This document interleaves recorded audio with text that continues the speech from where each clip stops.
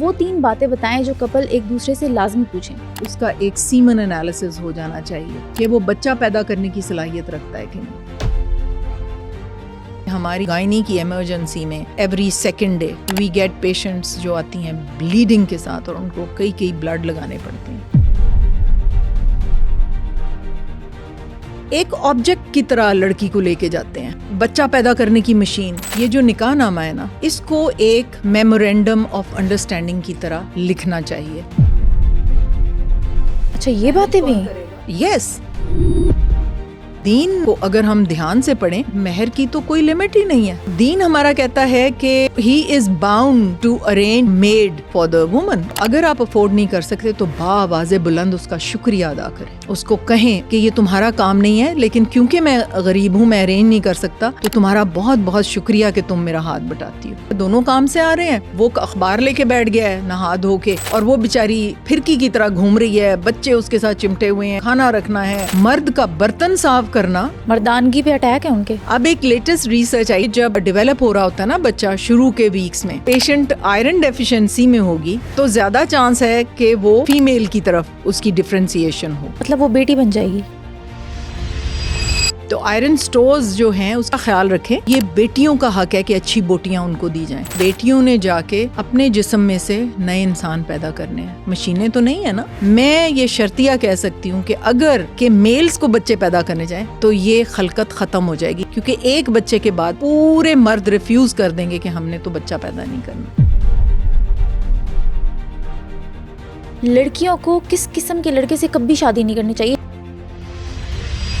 شادی سے پہلے وہ کون سی ضروری باتیں ہیں جو کہ کپل اگنور کرتے ہیں اور شادی کے بعد وہی باتیں ایشوز کریٹ کرنا سٹارٹ کرتی ہیں؟ شادی سے پہلے لڑکا اور لڑکی کا میڈیکل چیک اپ ہونا کتنا ضروری ہے؟ اور کیا آپ جانتے ہیں کہ باڈی سپریز اور پرفیومز لڑکا اور لڑکی کی انفرٹیلٹی کو انکریز کرنے میں کیا رول پلے کر رہے ہیں؟ اور جو شادی شدہ لڑکے فیملی پلاننگ کو روکنا چاہتے ہیں یا پھر بچہ پیدا نہیں کرنا چاہتے, ان کے لیے سائنس نے میل برتھ کنٹرول پلز انٹروڈیوس کر دی ہیں. یہ سب کچھ ہمیں بتایا ہے سینئر گائناکالوجسٹ ڈاکٹر سمینہ حق صاحبہ نے.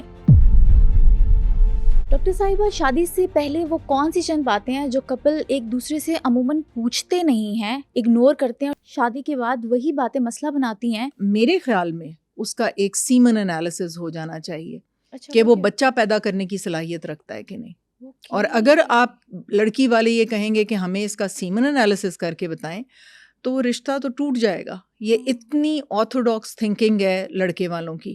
میرے خیال میں یہ اب لانا چاہیے ڈسکشن کے اندر کہ بچی کا ایک الٹرا ساؤنڈ ہو جانا چاہیے اور لڑکے کا ایک سیمن انالیسس ہو جانا چاہیے. یہ پتہ چل جانا چاہیے. اور جو بیسک ڈس آرڈرز ہیں, جیسے ڈائبیٹک تو نہیں ہے, کیونکہ ڈائبٹیز کے سپرم کاؤنٹ بھی کم ہو سکتے ہیں. اس کے بعد بچی جو ہے اس کے گھر میں ٹی بی تو نہیں تھی. ٹیوبرکلوسس بالکل تباہ کر دیتی ہے پیلوکس کے آرگنس کو, اگر گھر میں کسی اور کو بھی ٹی بی ہے. اور اس کے علاوہ ایک الٹرا ساؤنڈ ہو جانا چاہیے جس میں اس کے یوٹرس کی جو نارمیلٹی, اس کے اووریز کی جو ہے نارمل ساری, وہ سارا کچھ چیک ہو جانا چاہیے پہلے.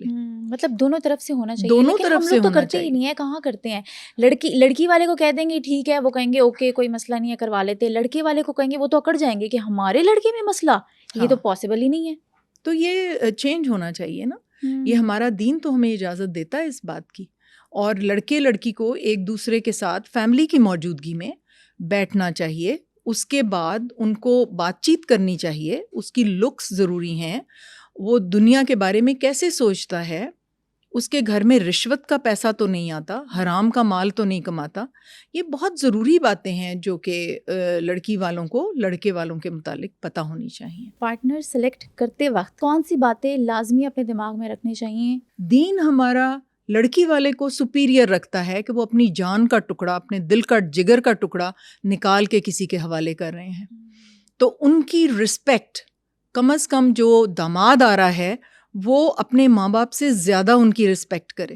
اور یہاں کیا ہوتا ہے, الٹ حساب ہے. یعنی وہ ایک انفیریئر لاٹ ہیں, وہ گھر بھی بچی کے جائیں گے تو وہاں سوچ سمجھ کے کھائیں گے, اتنا کچھ لے کے جائیں گے. داماد صحیح طرح بولتا ہے نہیں بولتا, ان کو ویلکم کرتا ہے نہیں, وہ سب کچھ برداشت کر کے they take everything on them.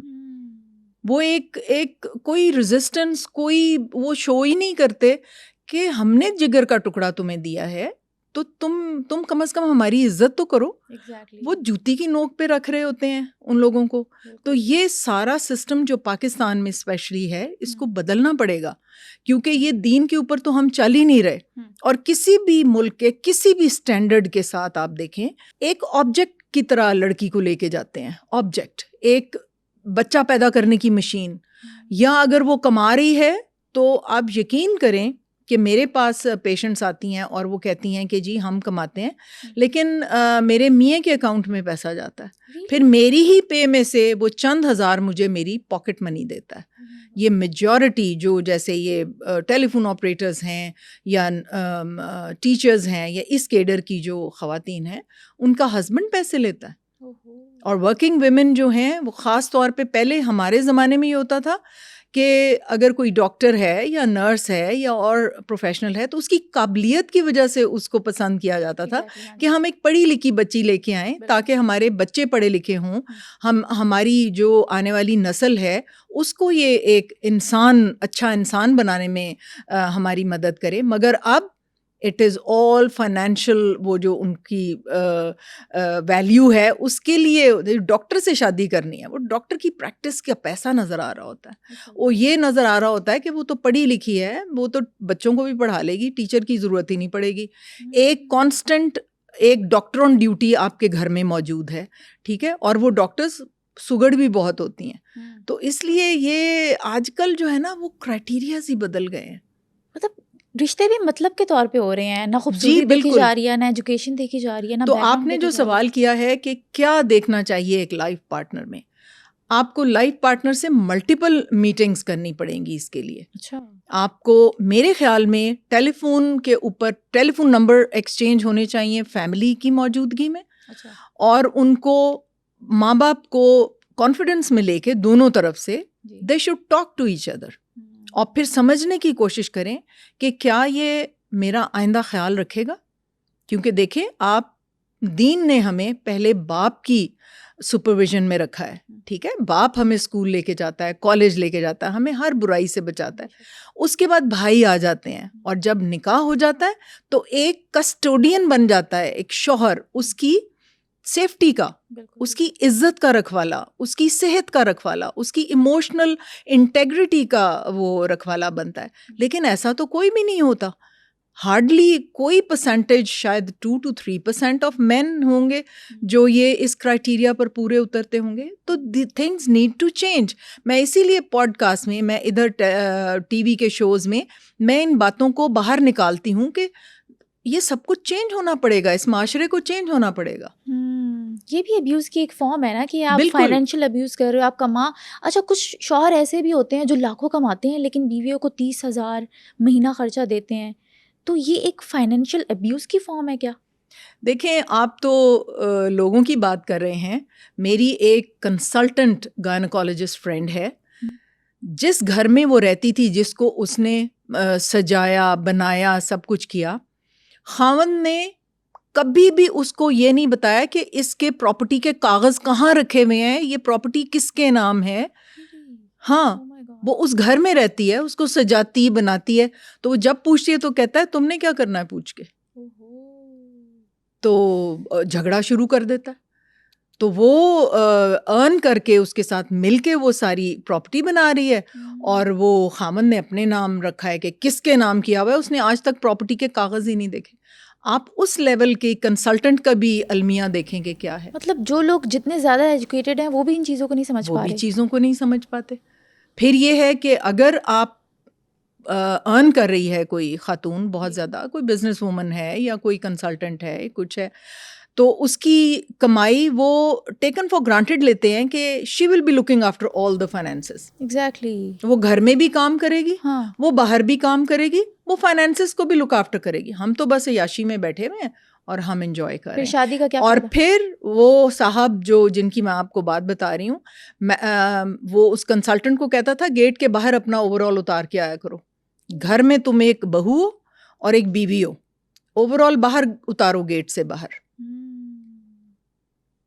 تو یہ کس قسم کا معاشرہ ہے؟ اور پھر اس کے ایموشنز کا کوئی خیال نہیں ہے. ابیوزو وہ اتنا ہے ہسبینڈ جس کا کوئی حساب نہیں ہے.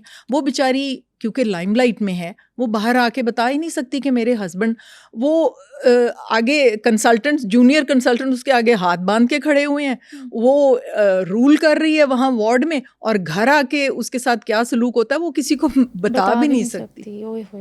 یہ ایک emotional abuse this is happening in so many houses. کیونکہ میں تو اس کمیونٹی کو جانتی ہوں نا. ایگزیکٹلی, بالکل. تو یہ المیہ ہے, یہ چینج ہونا پڑے گا, یہ اس کو چینج کرنا پڑے گا. اور چینج کریں گی لڑکیاں, عورتیں, وہ لوگوں کو بتائیں کہ وی آر ناٹ آبجیکٹ. تھوڑا سا ہمت کرنی پڑے گی, بہادر بننا پڑے گا, کیونکہ آپ کی ایموشنل, آپ کی فزیکل, آپ کی فائنینشیل جو انٹیگریٹی اور جو آپ کی انڈیپینڈنس ہے نا, فائنینشیل انڈیپینڈنس, یہ بہت بڑی بات ہے, بہت بڑی بات ہے. آپ کسی کے اوپر ڈپینڈنٹ نہیں ہے, آپ کو ایموشنلی اسٹرانگ ہونا پڑے گا.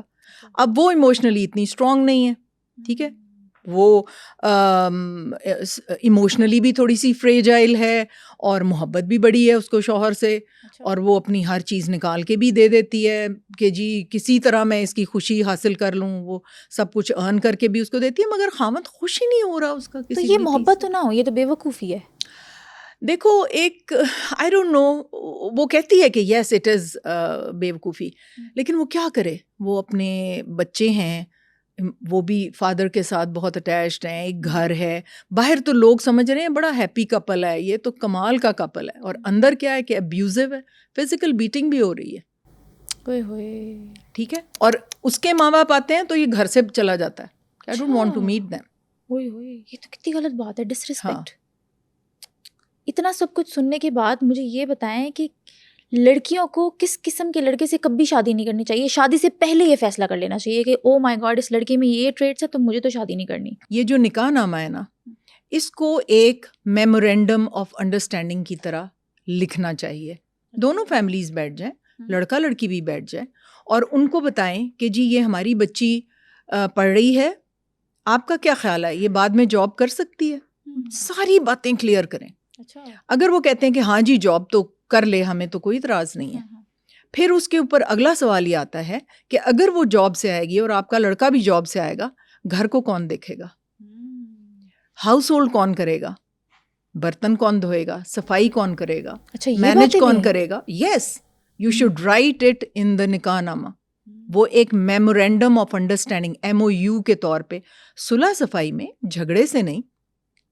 آپ یہ دیکھیں, پھر وہ یہ بھی ڈیسائیڈ کریں کہ جی دین تو یہ کہتا ہے کہ لڑکی کتنا بھی کما رہی ہو, لڑکے کو اس کی ایک پینی کا بھی لینے کا دین اجازت نہیں دیتا, وہ حقدار نہیں ہے. اگر بچی کما رہی ہے تو وہ سارا پیسہ اس کا ہے, خاوند کا بھی اس کا ہے, اپنا بھی اس کا ہے, اور یہ الٹ ہے ہمارے معاشرے میں, ٹھیک ہے. تو بات یہ ہے کہ ہم تو دین پہ چل ہی نہیں رہے. نہ دین پہ چل رہے ہیں, نہ دنیا پہ چل رہے ہیں, نہ دین پہ چل رہے ہیں, نہ دنیا پہ چل رہے ہیں. تو یہ MOU میں ایک ایک بات لکھیں کہ اگر دونوں کی پے آ رہی ہے تو کیسے ڈویژن ہوگی, وہ کن چیزوں کا لک آفٹر کرے گا, یہ کس چیزوں کا لک آفٹر کرے گی. کیونکہ دین تو کہتا ہے کہ اگر وہ ایک بھی پیسہ گھر پہ نہ خرچنا چاہے تو لڑکی کو اجازت ہے. بالکل ٹھیک ہے, اس کا نان کا پھر بھی لڑکے پہ ذمہ داری ہے. کریکٹ. تو اب یہ بیٹھ کے, اور پھر ریسٹ کے آورز کیا ہوں گے. اب عام طور پہ کیا ہوتا ہے, دونوں کام سے آ رہے ہیں, وہ اخبار لے کے بیٹھ گیا ہے نہا دھو کے, اور کھانے کا لے ڈاؤن کرنے کا انتظار کر رہا ہے بیوی کا, اور وہ بیچاری پھرکی کی طرح گھوم رہی ہے, بچے اس کے ساتھ چمٹے ہوئے ہیں, اور لوگ ہیں, کھانا رکھنا ہے, اپنا بھی دیکھنا ہے کہ میں تھکی ہوئی آئی ہوں, نماز پڑھنی ہے, وہ جناب ٹی وی دیکھ رہے ہیں اور اخبار.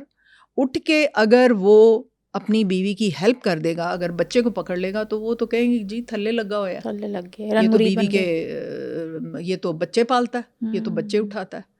بھئی وہ اس نے 9 مہینے پیٹ میں رکھا اس کو, پھر دودھ پلایا, پھر اس کی لک آفٹر کر رہی ہے, وہ بھی جاب کر رہی ہے. تو بھائی اٹھ کے اس کے ساتھ ہیلپ کراؤ, اس کے ساتھ برتن لے ڈاؤن کرو. تم کہو کہ جی تم برتن اٹھاؤ, بچوں کو دیکھو, میں برتن صاف کر لیتا ہوں. یہ تو ایک ہمارے معاشرے میں مرد کا برتن صاف کرنا بے حرمتی ہے, اپنی مردانگی پہ اٹیک ہے ان کے. یس, they will never tolerate کہ جی ہم, یہ مائیں شروع سے نہیں بتاتی. دیکھو میں اپنے خاندان کی تعریف نہیں کر رہی, میری ماں لڑکوں کو کہتی تھی کہ اٹھو یہ بہنوں کے ساتھ کرو, اور یہ لڑکوں کو تربیت ہونی چاہیے کہ یہ ان کی بھی ڈیوٹی ہے. اور یقین کریں میں سینٹ میریز اور کانوینٹس میں پڑھی ہوں.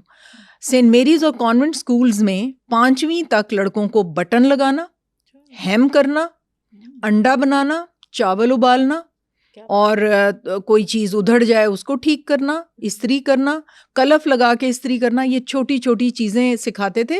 اور پھر اس کا ایک ایگزام ہوتا تھا. اچھا 5th کلاس تک یہ ساری چیزیں لڑکوں کو سکھائی جاتی. واو کیا بات. And those were amazing teachers جو کہ یہ سارا کچھ کرواتی تھیں لڑکوں کو. اور یہ مطلب بٹن لگانا کیوں نہیں آتا لڑکوں کو, کیوں نہیں آتا بھائی؟ آپ نے اپنی وہ بیچاری کام سے آ رہی ہے, آپ کے کپڑوں کو بھی دیکھ رہی ہے, آپ کے کپڑے استری کر رہی ہے, بٹن لگا رہی ہے, اور سارا کچھ کر رہی ہے, لانڈری کو دیکھ رہی ہے. Why can't you do it? آپ ڈسٹریبیوٹ کریں ٹاسک کو بیچ کے اندر. بالکل آپ گروسری کریں, آپ لانڈری کو دیکھ سکتے ہیں, آپ لانڈری لے جا سکتے ہیں.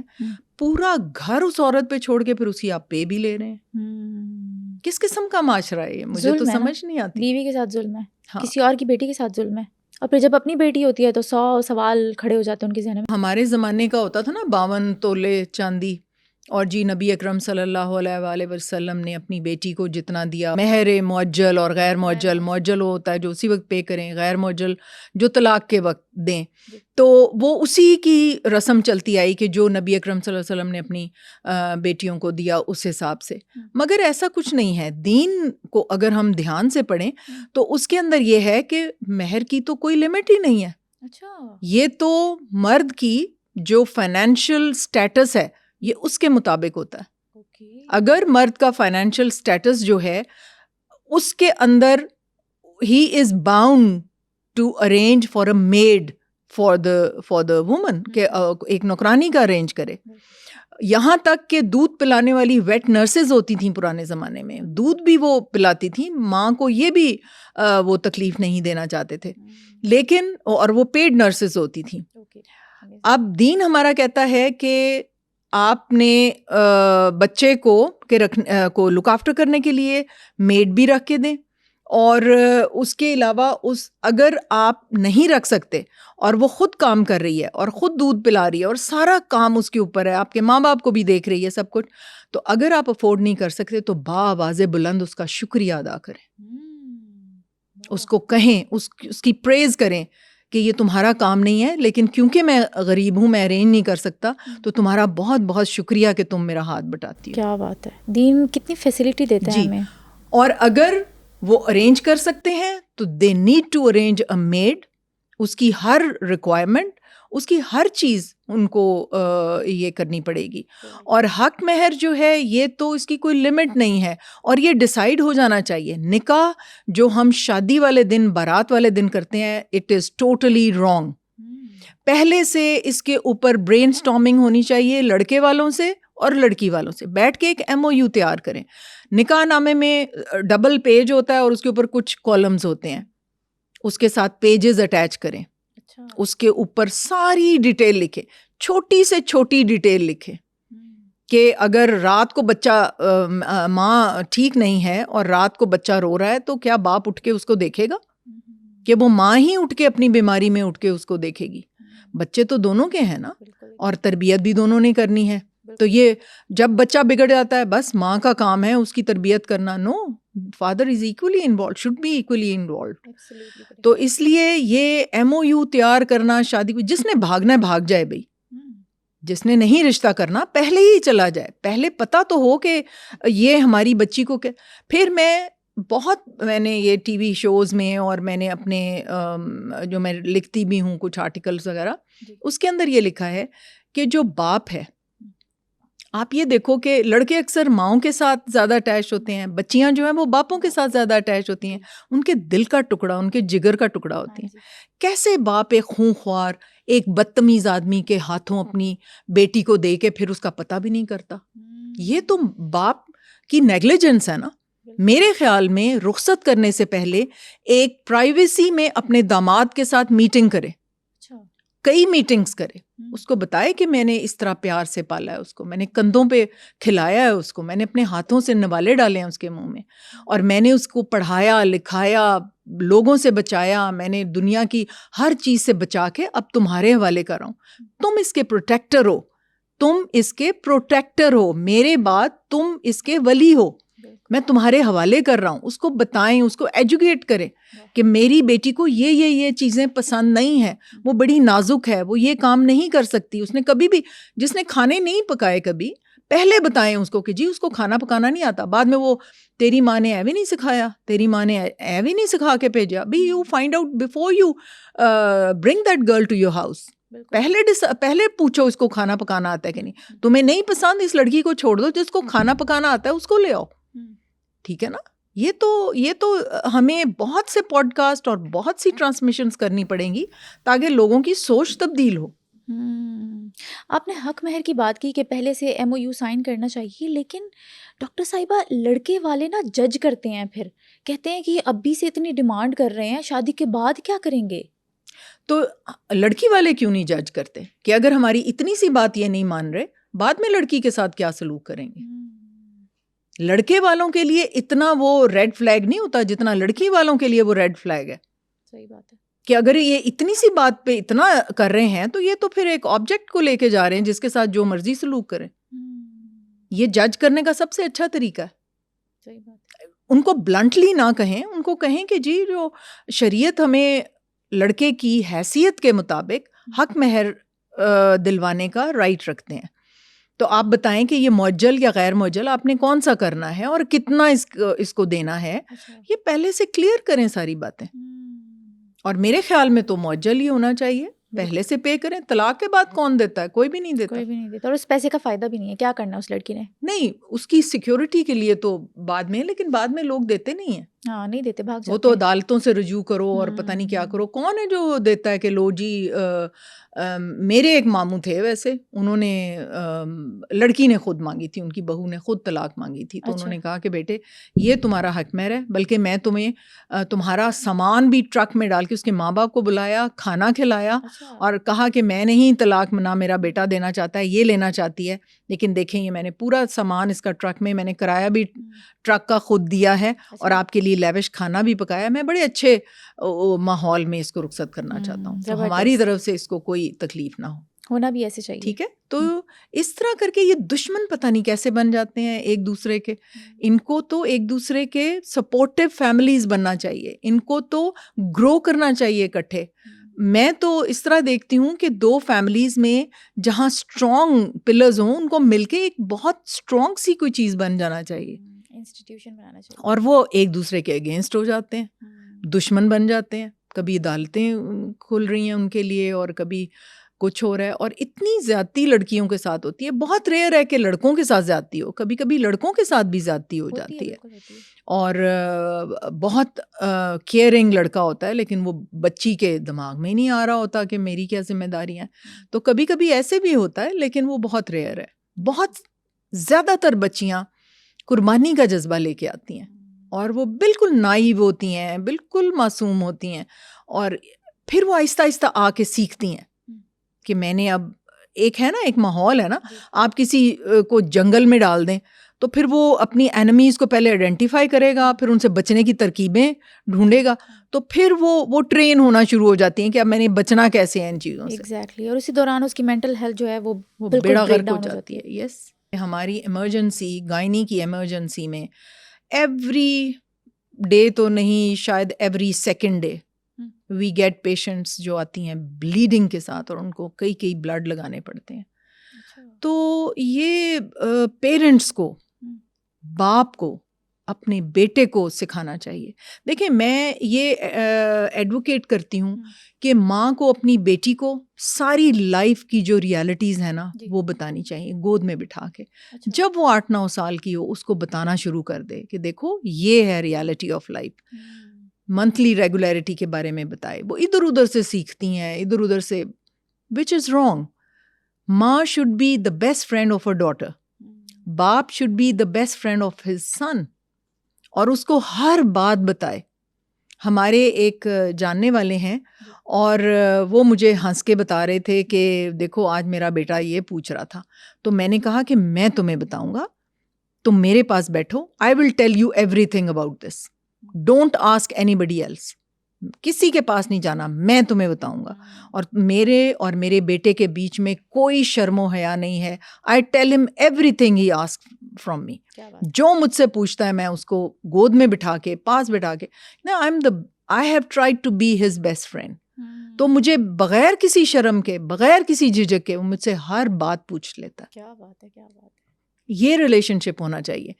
باپوں کو بتانا چاہیے بچوں کو how to be gentle, how to be careful, how to be protective.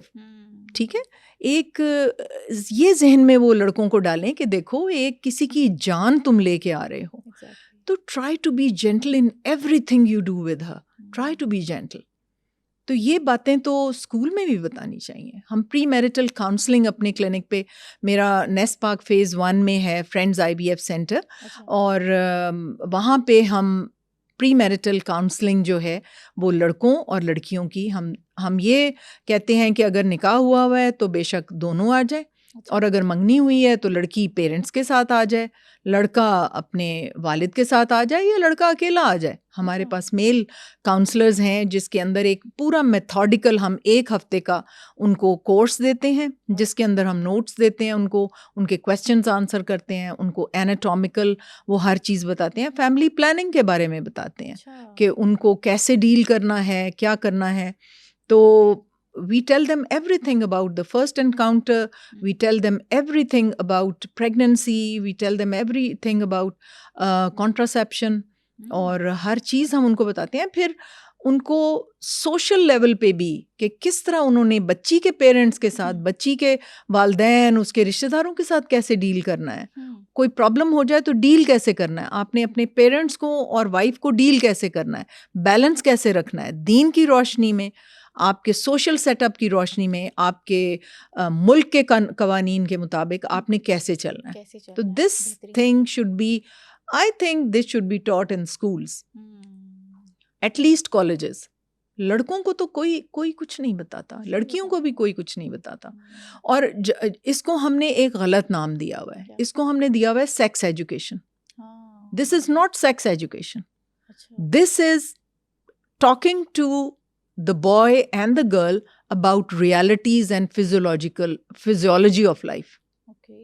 ٹھیک ہے نا, اس کو نام ہی غلط دیا. وہ کہتے ہیں اچھا یہ پتہ نہیں کیا بتانے لگے ہیں ان کو. No, it's a misnomer, غلط نام دیا ہوا ہے. It should be talking about realities یا physiology of life. ٹھیک ہے نا.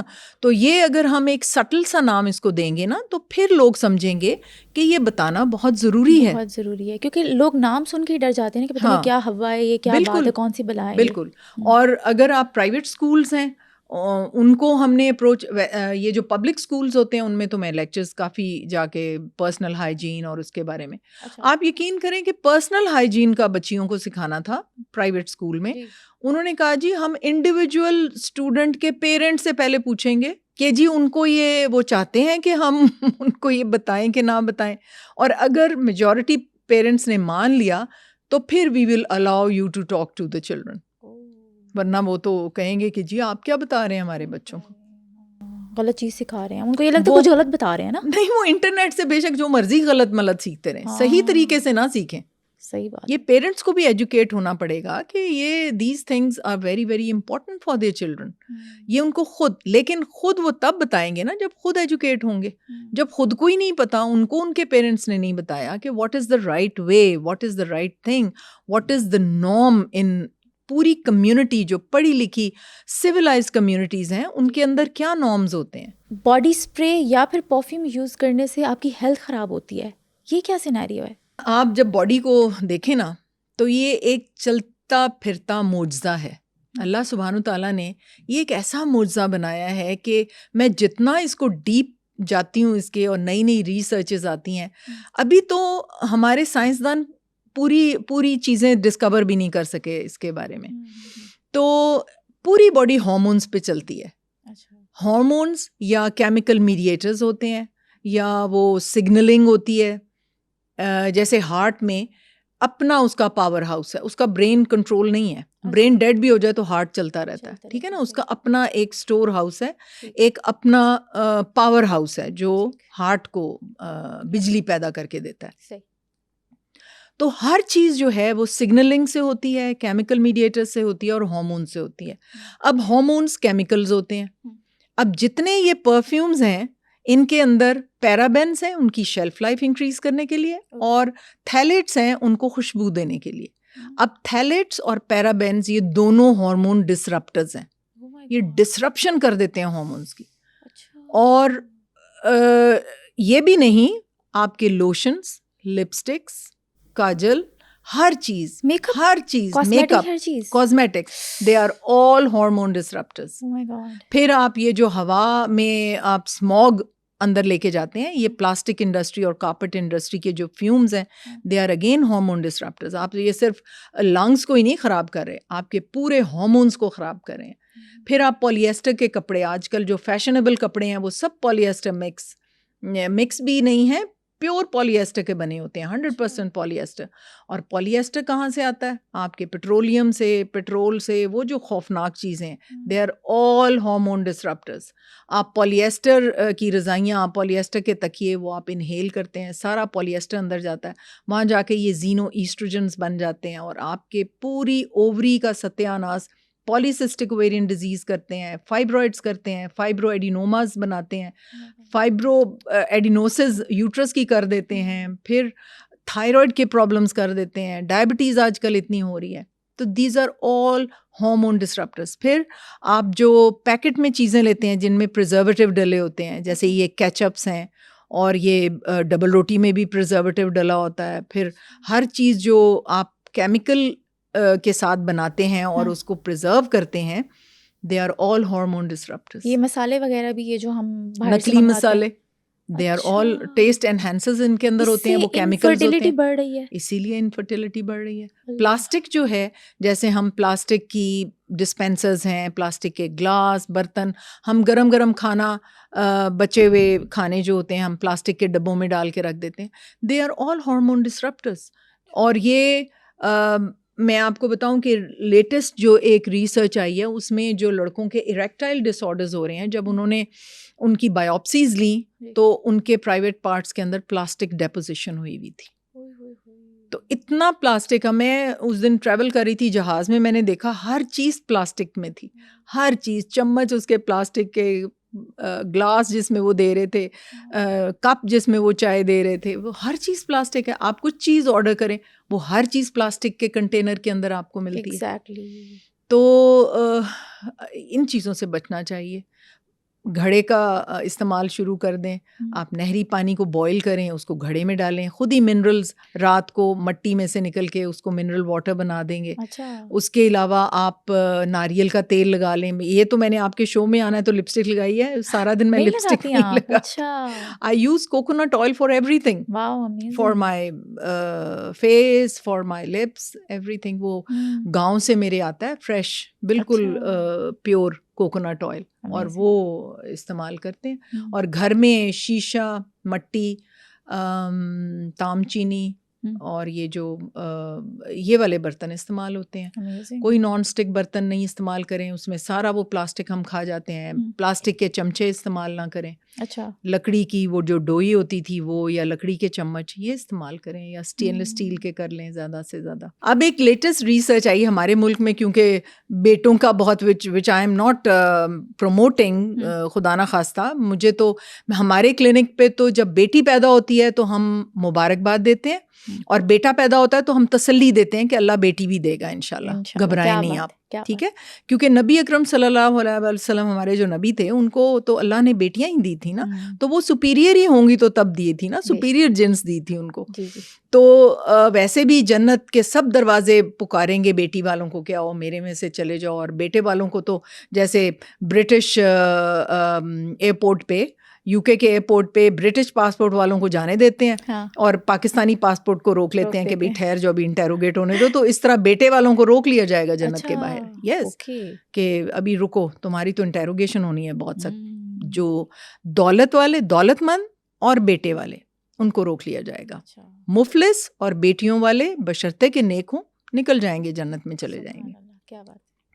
تو اس لیے ہمارے کلینک پہ تو بیٹیوں کو کی پیدائش میں مبارک دی جاتی ہے. تو یہ میں آپ کو ویسے ہی بتانے لگی تھی کہ ایک ریسرچ میرے نظر سے گزری جس میں یہ تھا کہ دیکھیں شروع کے جب ڈیولپ ہو رہا ہوتا ہے نا بچہ شروع کے ویکس میں, تو دونوں کے جو ایمبریو ہوتا ہے اس کے جینیٹیلیا آئیڈینٹیفائی نہیں ہو سکتے کہ یہ میل بنے گا کہ فیمیل بنے گا. ایک سرٹن ٹائم پہ جا کے پھر وہ ڈفرینسیشن شروع ہوتی ہے اور آئیڈینٹیفیکیشن شروع میں ایک ہی طرح کا دونوں فیٹسز ہوتے ہیں, اور آہستہ آہستہ پھر وہ نظر آنا شروع ہوتا ہے کہ یہ میل بن گیا اور یہ فیمیل بن گئی. شروع میں وہ اسٹرکچر ایک ہی طرح کا ہوتا ہے. اب اگر پیشنٹ آئرن ڈیفیشنسی میں ہوگی تو زیادہ چانس ہے کہ وہ فیمیل کی طرف اس کی ڈفرینسیشن ہو. اچھا, مطلب وہ بیٹی بن جائے گی. یہ ایک ریسرچ آئی ہے, لیکن بیسیکلی تو جینیٹکس کے اوپر ڈپینڈ کرتا ہے نا کہ ایکس اور وائی جو ہیں وہ میل کے اندر ہیں اور ایکس جو ہیں وہ فیمیل کے اندر ہیں.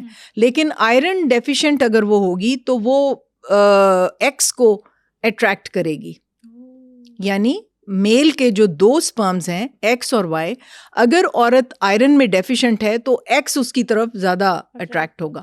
اگر وہ آئرن کے سٹورز اس کے بھرے ہوئے ہیں اور وہ ہیلدی ہے تو وائی جو ہے وہ اٹریکٹ ہوگا. تو وائی ایکس اور وائی ملے گا تو بیٹا ہوگا اور ایکس ملے گا تو بیٹی ہوگی. تو آئرن سٹورز جو ہیں اس کی صحت کا خیال رکھیں اگر آپ نے بیٹے لینے ہیں. لیکن ہمارے ہاں تو بیٹے اور بیٹیوں میں اتنا ڈفرینس رکھا جاتا ہے کہ اچھی اچھی بوٹیاں یا کھانے کی جو چیزیں ہوتی ہیں وہ سائڈ پہ کر کے بیٹوں کو دے دی جاتی ہیں. الٹ ہونا چاہیے بیٹا, اس لیے کہ بیٹیوں نے جا کے اپنے جسم میں سے نئے انسان پیدا کرنے ہیں. مشینیں تو نہیں ہے نا, یہ جو ساری خلقت نظر آ رہی ہے یہ عورتوں کے پیٹوں میں سے نکلے ہیں نا, انہی کی باڈی میں سے ٹرانسفارم ہو کے نکلے ہیں, وہاں سے ایک پیراسائٹ کی طرح اس کی ہر انرجی کو لے کے نکلے ہیں باہر. تو یہ بیٹیوں کا حق ہے کہ اچھی بوٹیاں ان کو دی جائیں. یہ بیٹیوں کا حق ہے کہ ان کو 2 گلاس دودھ دیا جائے اگر بیٹے کو 1 گلاس دیا جا رہا ہے. اور بیٹیوں کا حق ہے کہ ان کی صحت کا خیال رکھا جائے, کیونکہ انہوں نے دودھ پلانا ہے. صرف ایک انسان کو پالنا نہیں ہے پیٹ میں, پھر انہوں نے دودھ بھی تو پلانا ہے, پھر اس کو راتوں کو جاگ کے لک آفٹر بھی کرنا ہے. بہت ہمت کی ضرورت ہے اس کے لیے. میں یہ شرطیہ کہہ سکتی ہوں کہ اگر کبھی ایسا ہو کہ میلز کو بچے پیدا کرنے جائیں تو یہ خلقت ختم ہو جائے گی, یہ نوع انسانی ختم ہو جائے گی, کیونکہ ایک بچے کے بعد پورے مرد ریفیوز کر دیں گے کہ ہم نے تو بچہ پیدا نہیں کرنا. یہ اتنا مشکل کام ہے. ڈاکٹر صاحبہ ایک نئی چیز انٹروڈیوس ہوئی ہے میل برتھ کنٹرول پلز, اس کے بارے میں آپ نے پہلی بار بات کی ہے پاکستان میں, تو اس کے بارے میں تھوڑا بتائیں, لوگوں کو اویئر کریں. بیٹے یہ امریکن ریسرچ ہے اور اس کے اندر اب میل کانٹراسیپٹیو پل جو ہے وہ انٹروڈیوس ہو رہی ہے. اس کے اندر انہوں نے یہ ابھی بھی یہ انڈر ریسرچ ہے اور یہ کچھ والنٹیئرز کے اوپر استعمال کی گئی ہے اور ریٹس پہ استعمال کی گئی ہے, منکیز اور ریٹس پہ. اور انہوں نے یہ دیکھا کہ سپرم کی جو پروڈکشن ہے وہ ایک کیمیکل بیچ میں ہوتا ہے, اس کی ڈیفیشنسی یہ کر دیتا ہے اور سپرم کی پروڈکشن رک جاتی ہے. اور جب وہ پل کھانا چھوڑ دیں گے تو یہ ریورسیبل ہوگا, یعنی اگر وہ پل کھانا چھوڑ دیں گے تو پھر سپرمیٹوزوا جو ہیں وہ بننے شروع ہو جائیں گے. تو اس لیے یہ جیسے کہ وازیکٹمی میلز کی کانٹرسیپشن ہوتی تھی وہ ایک پرماننٹ کانٹرسیپشن ہوتی تھی کہ ان کی بھی جو ڈکٹس ہیں وہ کاٹ دی جائیں, وازیکٹمی اس کو کہتے ہیں, اور وہ ہمیشہ کے لیے پھر he could not produce children. تو اس لیے یہ ایک نئی آئی ہے کہ جب دل کیا اور وہ پل کھا کے تو they are not producing any sperms, تو پریگنینسی نہیں ہوگی. اور جب وہ چاہیں گے تو وہ, لیکن ابھی بھی کوئی 5-6 سال ابھی لگیں گے اس پل کو مارکیٹ میں آتے ہوئے. ابھی یہ it is not in the market, یہ بن گئی ہے لیکن یہ اب ایکسپیریمنٹس ہو رہے ہیں اور یہ ٹرائل بیسس پہ ہے. پہلے تو جانوروں پہ کافی دیر وہ استعمال کر چکے ہیں اور اب ہیومن والنٹیئرز پہ یوز کر کے دیکھنے لگے ہیں کہ اس کا کوئی سائیڈ ایفیکٹ ہے یا یہ کتنی کی افیکٹو ہے, اور اس کے بعد پھر یہ FDA اپروو ہو کے اور یہ مارکیٹ میں آئے گی. امیزنگ, یہ تو بہت نئی چیز ہے اور میرے خیال سے انوویٹو ہے, مردوں کو بہت ہیلپ آؤٹ کرے گا جو فیملی پلاننگ کر رہے ہیں, فردر سوچ رہے ہیں. اچھا, آخری سوال میرا آپ سے یہ ہے کہ ڈاکٹر صاحبہ میں نے سنا ہے کہ ایک نیا کانسیپٹ آیا ہے کہ لوگ اپنی مرضی سے نا بیٹا یا بیٹی کی سلیکشن کرتے ہیں, یہ کیسے پاسبل ہے؟ بیٹے یہ IVF کے تھرو ہوتا ہے. IVF ICSI آپ نے نام سنا ہوگا. اگین ایک غلط نام رکھا ہوا ہے test tube baby. Test tube baby کسی ٹیوب میں نہیں ہوتا. ہم ایگز نکال کے کیونکہ ایک پیٹری ڈش میں ڈالتے ہیں یا ٹیوب میں ڈالتے ہیں تو شروع میں لوگوں نے اس کا نام ٹیسٹ ٹیوب بیبی رکھ دیا. اب لوگ آ کے ہمیں کہتے ہیں جی وہ ٹیوب رکھ دیں جس میں بچہ ہوتا ہے. ایسا نہیں ہوتا. ہم عورت کے ایگز نکالتے ہیں بے ہوش کر کے اور اسی کے ہسبینڈ کے ہم سپرم اس میں انجیکٹ کر دیتے ہیں. اور یہ ایک بڑی اسپیشلائز لیب میں ہوتا ہے. اس کا ماحول بالکل ماں کے پیٹ کے جیسا ماحول دیا ہوتا ہے. پھر ہم اس کو انجیکٹ کرنے کے بعد انکیوبیٹر میں رکھتے ہیں اور اس انکیوبیٹر میں پھر وہ 3 to 5 days کے لیے گرو کرتا ہے.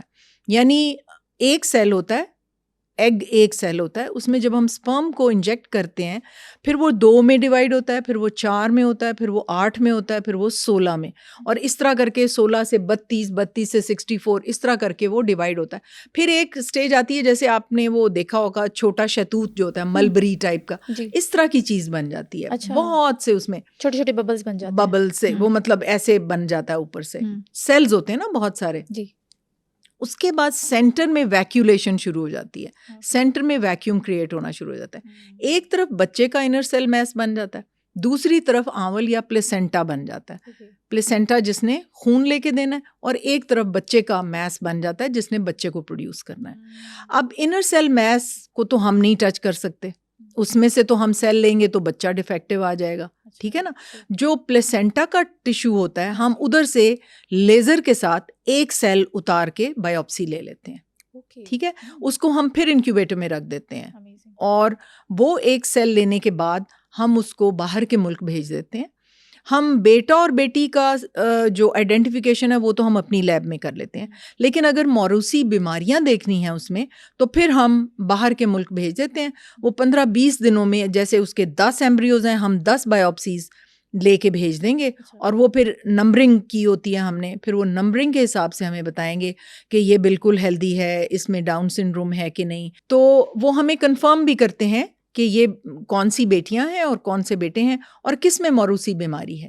تو اس کے مطابق پھر وہ ہم پیرنٹس کے ساتھ ڈسکس کر کے, کئیوں کو جن کو بیٹیاں چاہیے ہوتی ہیں ہم ان کی بیٹیاں انسرٹ کر دیتے ہیں, اور جن کو بیٹے چاہیے ہم بیٹے انسرٹ کر دیتے ہیں ان کے یوٹرس میں. اور وہ ایک نقطہ سا ہوتا ہے, اس کو ہم عورت کے یوٹرس میں رکھ کے پھر وہ ایک نارمل پریگننسی کی طرح 9 مہینے اس طرح پریگننسی چلتی ہے, اور نارمل ڈلیوری یا سیزیرین اسی طرح ہوتا ہے جیسے ایک نارمل بچے کا.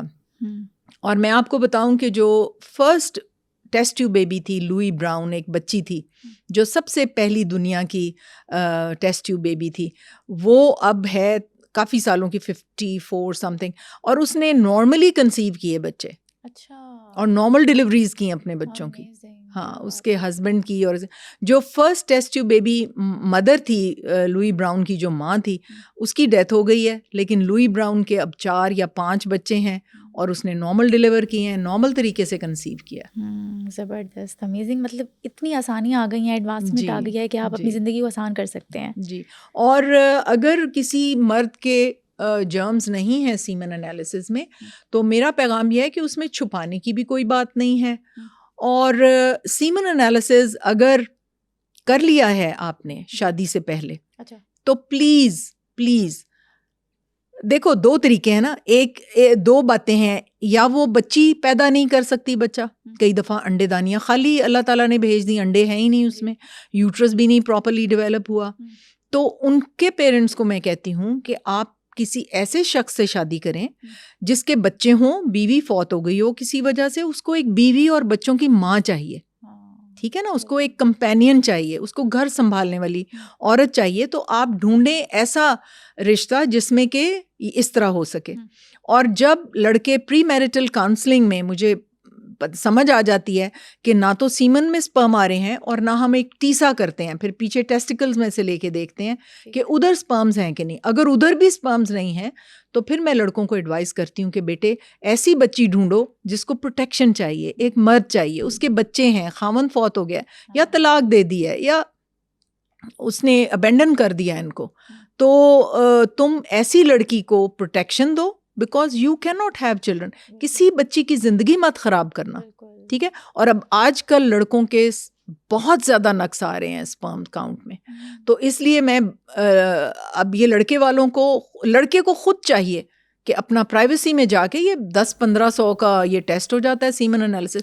کسی بھی چھوٹی لیب میں جا کے کہے کہ میرا سیمن انالیسس بغیر بتائے کسی کو. ہاں بالکل. اور پھر کہہ دیں کہ جی میں کسی کو سہارا دینا چاہتا ہوں, نہ بتائیں کہ میرا اکاؤنٹ نہیں ہے. بہت بہترین. تو لڑکی والوں کو بھی چاہیے کہ وہ اس طرح اگر نہیں بتانا چاہتے نہ بتائیں. ان کو کہیں جی ہم کسی لڑکے کے گھر میں ہم دینا چاہتے ہیں اپنی بچی تاکہ وہ ان کی ماں بن سکے بچوں کی, اور پرائیویسی میں رکھیں بے شک. ٹھیک ہے, تو کسی کی زندگی نہ خراب کریں. اور میرے پاس جب بچیاں آتی ہیں اور پیرنٹس کہتے ہیں اچھا ہمیں حکیم نے کہا ہے کہ جی شادی کر دو بعد میں ٹھیک ہو جائے گی, تو میں ان کو کہتی ہوں کہ دیکھیں ایک اصول پہ قائم رہیں. ایک اصول زندگی کا یاد رکھیں کہ early humiliation is always better than late humiliation. جب وہ اس کو گھر سے نکالے گا, جب وہ ٹیسٹ کرا لے گا جا کے, جب وہ کسی ڈاکٹر کو دکھائے گا تب بھی تو اس کو پتا چلے گا نا. تو کیوں آپ دھوکے کی زندگی گزارنا چاہتے ہیں؟ تو مت کریں ایسے, اناؤنس کریں. اب میرے پاس ایک کیس آیا, وہ ایک بچی تھی اور اس کے والدین میرے پاس آئے کہ اس کو پرابلم ہو رہا ہے. میں نے دیکھا تو اس کے ایڈینومائیوسس ایک ڈیزیز ہوتی ہے, اس میں یوٹرس بہت بڑا ہو جاتا ہے. ٹھیک ہے, میں نے ان کو کہا, میں نے کہا دیکھیں ابھی تو میں آپ کو یہی کہوں گی کہ میں اس کی سرجری کری. اس میں ایک ایڈینومائیوما بھی بنا ہوا تھا, وہ میں نے ریسیکٹ کیا اور پھر اس کو ٹیکے, اس کا علاج یہ ہوتا ہے کہ ہم پیریڈ کو بند کر دیتے ہیں کافی دیر کے لیے. تو ان دنوں بہت مہنگا زولاڈیکس کا ٹیکہ آتا ہوتا تھا. میں نے کہا, وہ پولیس میں تھے, کہنے لگا جی میں بڑا ایماندار پولیس مین ہوں تو دیکھ لیں اب کیسے اس کو. میں نے کہا جی یہ تو آپ کو افورڈ کرنا پڑے گا, یہ ٹیکہ تو بہت ضروری ہے. اس کے بعد میں نے دونوں میاں بیوی کو بلایا. میں نے کہا دیکھو اس کو بچہ ہونے میں بھی پرابلم ہو سکتی ہے. اب اس کی منگنی ہوئی بھی, انہوں نے کہا جی ہاں خالہ کے بیٹے سے ہوئی ہے. میں نے کہا ٹیل دیم, میرے پاس لاؤ, میں ان کو بتاؤں گی کہ بچے کا چانس ہے کہ ہو جائے, لیکن یہ بھی ہو سکتا ہے کہ اس کو بیبی نہ ہو. تو انہوں نے کہا جی وہ تو لڑکا بھاگ جائے گا, پھر وہ تو نہیں کرے گا. میں نے کہا اچھا ہے کہ پہلے بھاگ جائے. اچھا وہ سسرال والے بھی آئے, لڑکا بھی آیا, میں نے ان کو کاؤنسل کیا. تو وہ لڑکا اتنا پیارا لڑکا تھا, اس نے کہا جی میری قسمت میں بچہ ہوا تو مجھے اسی سے مل جائے گا. کیا بات ہے. پھر وہ انگلینڈ لے گیا اس کو, وہاں جا کے وہ اس کے والد کی مجھے کال آئی کہ جی میری بیٹی کو اللہ نے بیٹا دیا ہے, اور میں اتنی خوش ہوئی. اور اس کے بعد وہ ڈیزیز دوبارہ سے اس نے سر اٹھایا اور اس کی یوٹرس نکالنی پڑ گئی.